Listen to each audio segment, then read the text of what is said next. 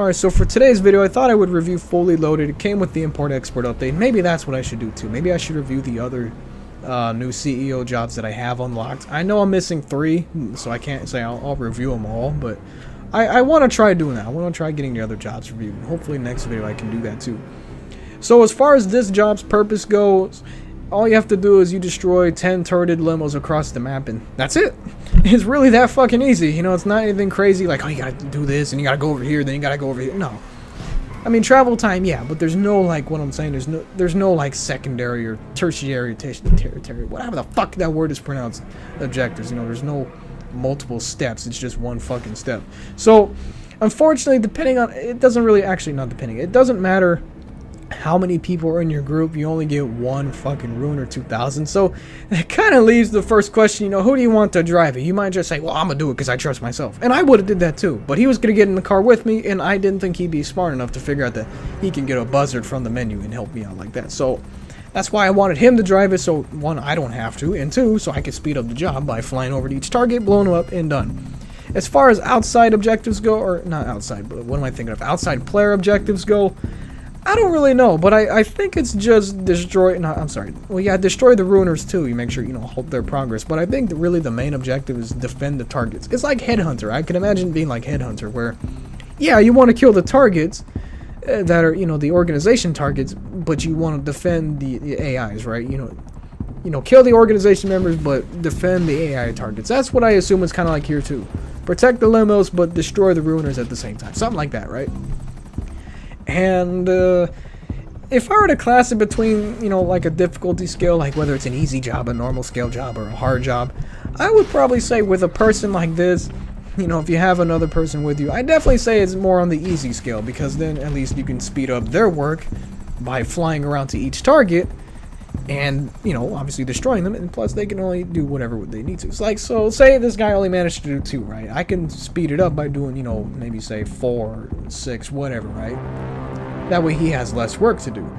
If you're by yourself, it makes it a little bit tougher. If you're by yourself, you're pushing the time limit, because it takes like 2 to 3 minutes to get to each target and blow them up in time so that, you know, you don't fail the job. I have encountered a glitch though, which I'm not sure if it still exists, but I have encountered a glitch where the targets would not get destroyed. You know, I put like 6 missiles inside a limo, but it would not get destroyed. I've only had it happen once, but I'm sure it's not one of those glitches that's gone, so you might still be able to expect it, or encounter it rather. So I wouldn't say expect it, but just keep an eye that, oh yeah, it can happen, so don't be too disappointed if it happens.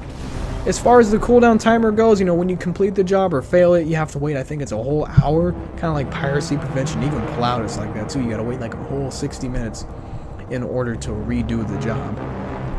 Some tips too I would offer if you're doing it by yourself is, and try to plan a clean route. You know, don't try to like zigzag back and forth between different areas of the map.